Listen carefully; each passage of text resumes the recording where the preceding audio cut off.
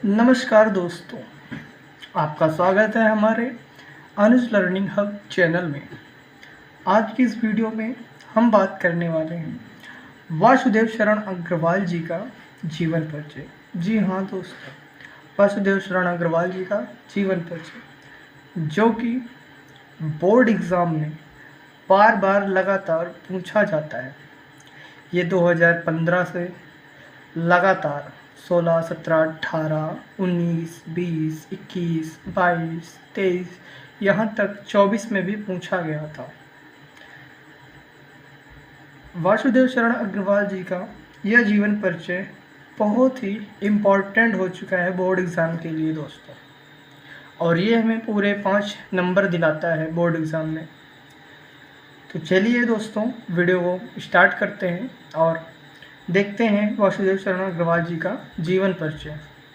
Video को start करने से पहले आप लोग चैनल को सब्सक्राइब और वीडियो को लाइक कीजिएगा, ठीक है। तो चलते हैं और देखते हैं जीवन परिचय। आप हेडिंग डालेंगे सबसे पहले जीवन परिचय ब्लैक पेन से, ठीक है। यहाँ पर रेड है पर आप लोग ब्लैक पेन से हेडिंग डालिएगा, ठीक है ना। और ये सब ब्लू पेन से लिखना है आपको। ब्लैक पेन से हेडिंग डालना है, ब्लू पेन से आपको लिखना है, ठीक है ना। पुरातत्व और भारतीय संस्कृति के अमर व्याख्याता वासुदेव शरण अग्रवाल का जन्म 7 अगस्त सन 1904 ईस्वी में लखनऊ के प्रतिष्ठित वैश्य परिवार में हुआ था। जो दोस्तों वासुदेव शरण अग्रवाल जी हैं, इनका जन्म 7 अगस्त सन 1904 ईस्वी में लखनऊ के जो जाने माने वैश्य परिवार हुए थे उनमें इनका जन्म हुआ था। जब आप वासुदेव शरण अग्रवाल का जन्म डालेंगे तो इसे आप ब्लैक पेन से लिखेंगे, ठीक है।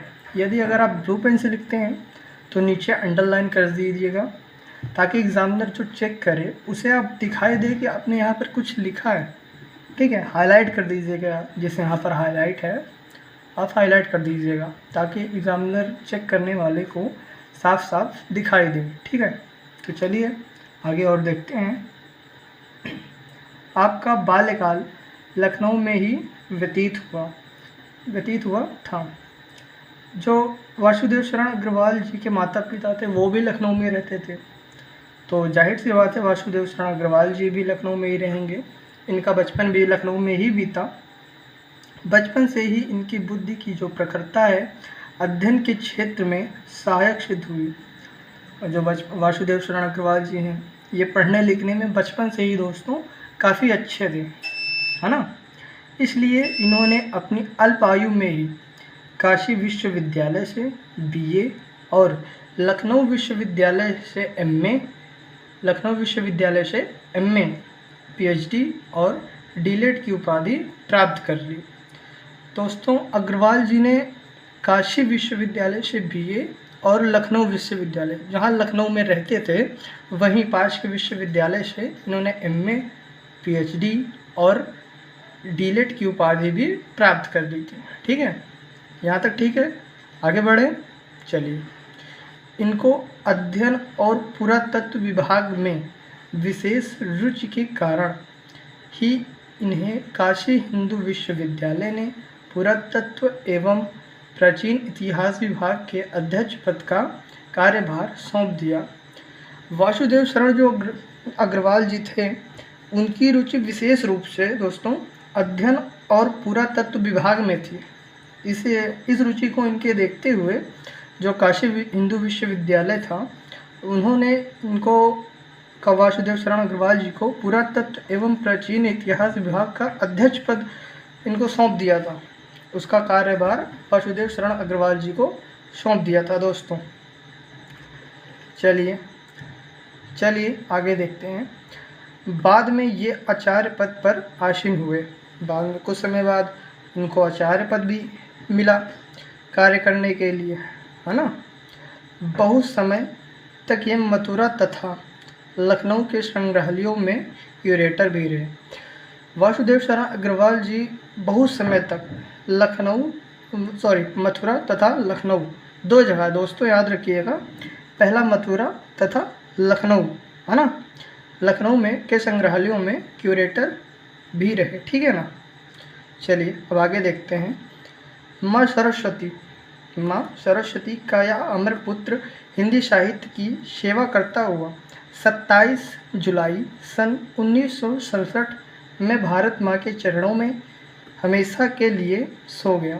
जो वासुदेव शरण अग्रवाल जी हैं दोस्तों, इनकी मृत्यु 27 जुलाई को सन 1967 27 जुलाई सन 1967 में हुई थी दोस्तों। ठीक है।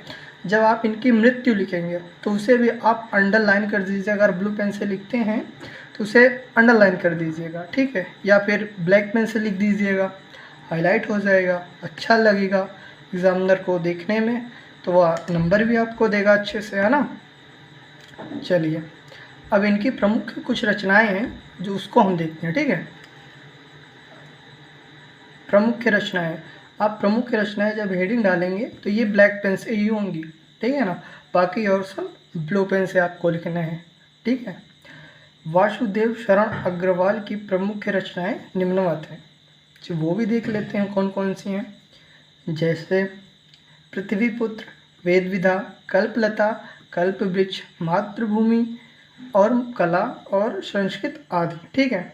ये कुछ 5, 6, 7 इनकी रचनाएं हैं जो कि हमें 5, 6, 7 पूरे एग्ज़ाम में लिखना है, ना कि हमें 1, 2 लिख के चले आना है। ठीक है। एग्जामिनर पे पूरे नंबर नहीं देंगे हमको पूरा लिखना है। यहाँ पर जितने 6, 7 लिखे हुए हैं दोस्तों, उतना पूरा हमको लिख के आना है। अच्छे से हाईलाइट भी करना है ताकि एग्जामिनर को दिखे कि बच्चे ने लिखा क्या है ना, ताकि हमें पूरा नंबर मिले एग्ज़ाम में। ठीक है। चलिए अब हम इनकी शैली को देखते हैं। शैली जो है, आप जब लिखेंगे तो उसे ब्लैक पेन से लिखेंगे और नीली पेन से उसे आप हाईलाइट कर देंगे यहाँ पर। ठीक है ना। यहाँ पर आप हाईलाइट कर देंगे। वासुदेव शरण अग्रवाल की भाषा शुद्ध, सरल, खड़ी बोली थी। और ये लाइन आप याद रखिएगा कि इसे आप ब्लू से नहीं ब्लैक पेन से लिखिएगा ताकि उन्हें दिखाई दे। बाकी और ये सब ब्लैक पेन से लिख सकते हैं, ब्लू पेन से लिख सकते हैं, सॉरी। बाकी ये लाइन आपको ब्लैक पेन से ही लिखनी है। ठीक है ना, ताकि उन्हें हाईलाइटर से दिखाई दे। या फिर किसी नीली पेन से लिख के आप उसे हाईलाइटर से हाईलाइट कर दीजिएगा ताकि उनको दिखता रहे। वासुदेव शरण अग्रवाल की भाषा शुद्ध, सरल, खड़ी बोली। जो वासुदेव शरण अग्रवाल हैं उनकी भाषा शुद्ध थी, सरल थी और खड़ी बोली। आप और हमारी तरह हिंदी ही बोला करते थे दोस्तों। चलिए ठीक है, यहाँ तक आगे देखें। चलिए, इनके निबंधों में हमें विचारात्मक, व्याख्यात्मक, भावात्मक तथा सूक्ति कथन, ये सूक्ति है दोस्तों, ठीक है, सूक्ति कथन शैलियों के दर्शन मिलते हैं। जो इनकी शैली थी दोस्तों, उन्होंने अपनी शैली में जो है विचारात्मक, भावात्मक, व्याख्यात्मक, सूक्ति कथन जैसे दर्शन दिए हैं दोस्तों। ठीक है ना। तो दोस्तों, अगर आप ऐसा ही जीवन परिचय सेम जैसे हमने आपको बताया है अभी, वैसा अगर लिखते हैं तब आपको एग्ज़ाम में पूरे 5 नंबर दिलाने से कोई रोक नहीं सकता है दोस्तों। ठीक है ना। आपको पूरा ऐसा ही लिखना है जैसे मैंने आपको बताया कि जन्म और मृत्यु लिखते समय याद रखिएगा, खासकर हेडिंग थोड़ा ब्लैक पेन से लिखिएगा या ब्लू पेन से लिखते हैं तो नीचे अंडरलाइन कर दीजिएगा। इन बातों का थोड़ा ध्यान रखिएगा और इनकी रचनाओं को जो है दोस्तों अच्छे से हाईलाइट करते हुए लिखिएगा। तो चलिए दोस्तों, अगर आपको वीडियो अच्छी लगी हो तो चैनल को लाइक कीजिएगा, चैनल को सब्सक्राइब कीजिएगा, वीडियो को लाइक कीजिएगा और कमेंट में बताइए कि वीडियो कैसे लगी। ठीक है, नमस्कार।